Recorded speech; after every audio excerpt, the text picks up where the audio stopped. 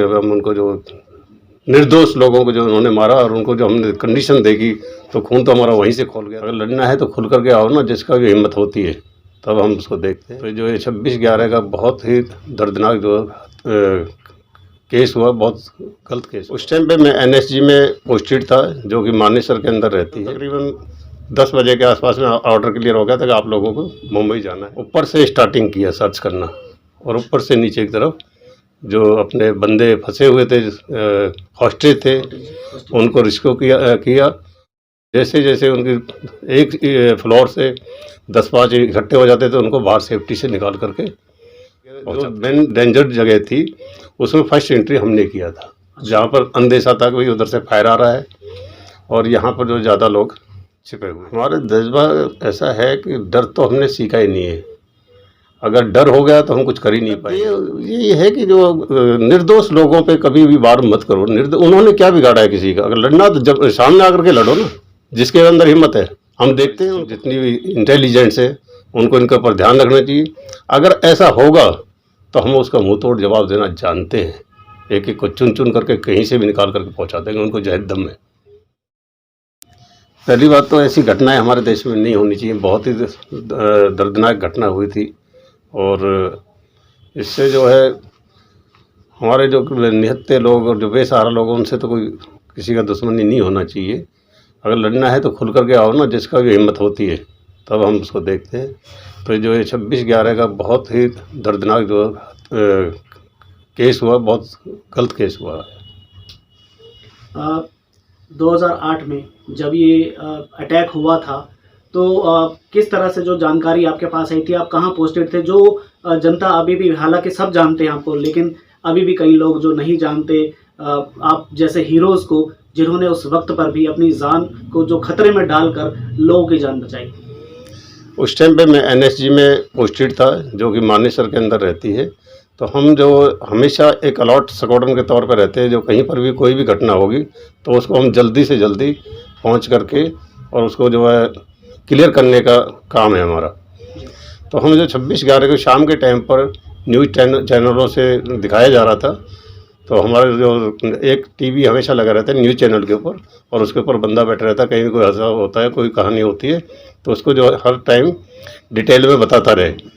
तो जैसे ही वहाँ लगा तो हमारे को ये हो गया कि कुछ ना कुछ हादसा हो रखा है, तो हम और जो अपनी उसमें कंडीशन में आगे भी हो सकता है, जैसे भी आदेश मिलेगा तो हम जाने के लिए तैयार रहेंगे। हम जो एनएसजी है होम मिनिस्ट्री के अंडर आती है और डायरेक्ट हमारे को होम मिनिस्टर से ही आदेश मिलते हैं। तो हमारे को तकरीबन 10 बजे के आसपास में ऑर्डर क्लियर हो गया था कि आप लोगों को मुंबई जाना है। वहाँ से हमने बस पकड़ी और दिल्ली एयरपोर्ट आए। दिल्ली एयरपोर्ट से IL-76 जो एरोप्लेन लिया और मुंबई पहुँच गए सीधा। तो मुंबई पहुंचने के बाद किस तरह से चैलेंजेस रहे? चैलेंजेस सबसे पहले तो उस एरिया के बारे में हमें कोई जानकारी नहीं थी पहले से, किस टाइप का जो बनावट है, कहाँ से रास्ते हैं, हर चीज़ के बारे में अनजान थे हम।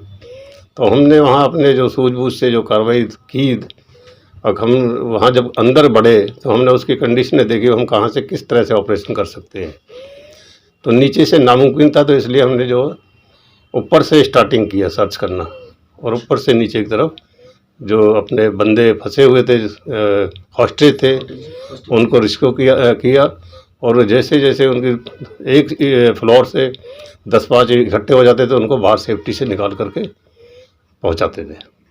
कितने लोगों की टीम जो है आपके साथ यहाँ से गई थी? टीम ऐसा था कि हमारे जो अलग अलग टीमें होती हैं और अलग अलग उनको टास्क दिया जाता है। हमारे उस टाइम पर जो 3 जगह पर टीम गई हुई थी, नरीमन हाउस, ओबराय होटल और मुंबई ताज होटल। ताज होटल में मेरी जो ड्यूटी थी उस टाइम पर, जो मेरे को जो टास्क दिया गया था ताज होटल का टास्क दिया गया था। तो मेरे साथ में जो 10 आदमी की पार्टी थी, जिनको मैं फर्स्ट एंट्री कराया उसके ताज होटल के अंदर।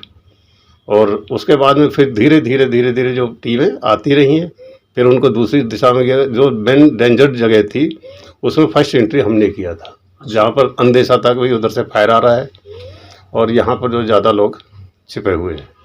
तो उस वक्त आपके दिमाग में क्या था जब गोलियों की बौछार हो रही थी और कहीं से भी कोई भी हमला हो सकता था?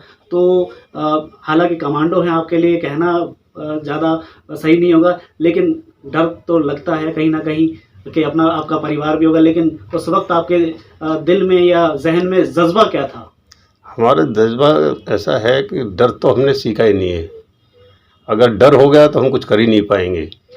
हमें सबसे पहले वो जो चीज़ें होती हैं हमारे अंदर, सबसे पहले तो हमारा एक जो है खून वहाँ जब क्या बोलते हैं, जो कौन से लोग बोलेंगे अब हम उनको, जो निर्दोष लोगों को जो उन्होंने मारा और उनको जो हमने कंडीशन देखी, तो खून तो हमारा वहीं से खोल गया था। अब इनको कहाँ मिले, कब मिले और इनको किस तरीक़ा से करें, हम ये नहीं देखते कि हमारे पास वो हैं क्या हमारे आगे। वो क्या बोलते हैं, किराए के टट्टू हैं, 2 महीने ट्रेनिंग करके हथियार पकड़ करके आगे, हम तो पक्के हैं, हमारे आगे क्या करेंगे वो। हम कितने उनको आतंकी थे और किस तरीके से जो है आपने कितने लोगों को निकाला, कहाँ कहाँ से निकाला? तकरीबन जो हमारी टीमों ने 179 आदमी को बाहर निकाला था उसमें सेफ्टी से, और जो लास्ट में पता लगा कि जो क्लियर किया तो 4 मिलिटेंट थे, चारों को वहाँ पर ख़त्म कर दिया गया।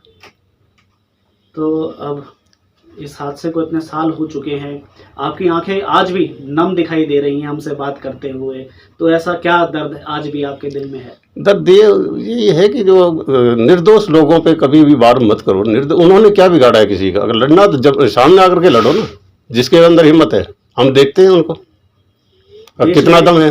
देश में आगे भी ऐसी स्थिति ना हो, या जो अगर आती है तो कितना तैयार है हमारे देश के बिल्कुल, जवान? पहली बात तो ऐसी स्थिति नहीं आनी चाहिए। हमारे को पहले से चौकस होना चाहिए। उन चीज़ों के बारे में हमें हमेशा जो हमारी जितनी भी इंटेलिजेंस है उनको इनके ऊपर ध्यान रखना चाहिए। अगर ऐसा होगा तो हम उसका मुंह तोड़ जवाब देना जानते हैं। एक एक को चुन चुन करके कहीं से भी निकाल करके पहुंचा देंगे उनको जहद दम में, किसी भी तरह की स्थिति के अंदर, हमसे बात चाहे जल में हो, थल में हो या नभ में हो, ढूंढ ढूंढ के मारेंगे। धन्यवाद। Thank you.